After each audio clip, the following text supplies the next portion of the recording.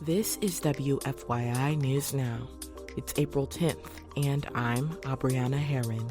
On today's show, a legislative proposal that would create an education alliance of Indianapolis Public Schools and the mayor's office. Health advocates worry after the Trump administration canceled millions in federal funds linked to public health programs. And data shows Indiana students with disabilities are suspended more than twice as often as their peers. She started questioning herself. Mom, why am I so bad? Mom, I'm sorry. Why did God make me like this? Those stories coming up. But first, Indiana lawmakers tried to make it illegal to sleep outside in legislation that ultimately died earlier this year. But lawmakers recently snuck similar language into a bill that addresses building safety. Lawmakers approved an amendment on Monday punishing someone if they don't leave public property. That's after a police warning and an offer to be transported to a nearby place for mental health services or shelter. That would result in up to 60 days in jail and a fine of up to $500. Drew Daudelin is a Lafayette resident who experienced homelessness for 10 years. She doesn't think people should go to jail for sleeping outside if housing resources simply aren't available. In Lafayette, there's more homeless people than there are rooms available for shelter at night. Some lawmakers plan to remove that language through another amendment this week, but they're concerned the bill will still pass. A new legislative proposal would create an education alliance of Indianapolis Public Schools and the mayor's office. From WFYI's education desk, Rachel Fredette reports the goal is to find ways the district can share resources with local charter schools. The alliance would include the IPS superintendent and district board president, charter school parents, and 4 seats appointed by Indy Mayor Joe Hogsett. Hogsett would be chairman of the alliance. The group is expected to discuss how IPS transportation and buildings could be shared by the city's charter schools and make overall financial recommendations for the district. Republican Representative Bob Baining drew up the alliance. He says they gave power to the mayor's office and IPS because they should be at the center of reforms. We would love for them to figure out how to make this work internally without the legislature having to come in and fix it. The school district and mayor's office support the legislation. The group must meet by July and submit a report by the end of the year. I'm Rachel Fredette.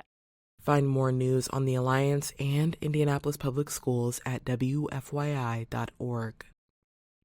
The Indiana Department of Health will lose millions of federal dollars after the Trump administration canceled COVID-era funding linked to several public health programs in March.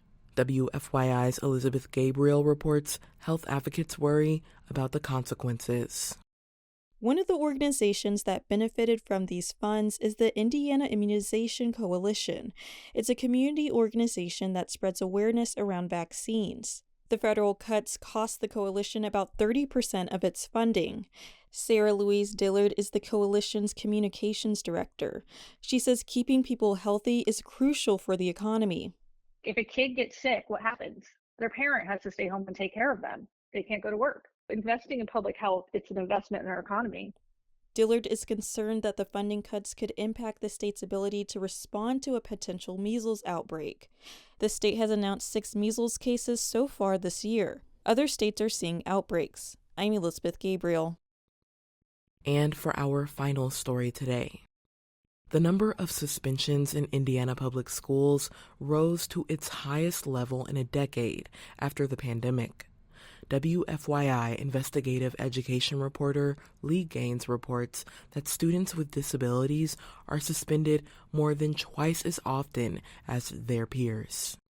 Third grader Bella has been suspended from school at least 15 times since kindergarten. Her mom, Kristen, says the repeated suspensions affected her mental health. She started questioning herself. Mom, why am I so bad? Mom, I'm sorry. Why did God make me like this? Bella has ADHD and receives special education. WFYI is not using their full names due to the sensitive nature of the story. Educators tell WFYI there's been a surge in violent and disruptive behavior in classrooms post-pandemic. Joe Quiz is the president of the Indiana Council of Administrators of Special Education. So do I think suspensions benefit kids? No. But Quiz says schools are struggling to cope with student behavioral challenges, and they need to suspend students to keep classrooms safe. I'm Lee Gaines. And that's all for today's episode of WFYI News Now. Our podcast is produced by Drew Daudelin and Zach Bundy, with support from the news team at WFYI and public media journalists across the state. Our news director is Sarah Neal-Estes. Kendall Antron produced our music, and I'm your host, Abriana Herron. If you like today's episode, remember to subscribe and share, and follow WFYI on Instagram, TikTok, Facebook, and YouTube to check in on our newsroom throughout the day. Thanks for listening. We'll be back tomorrow.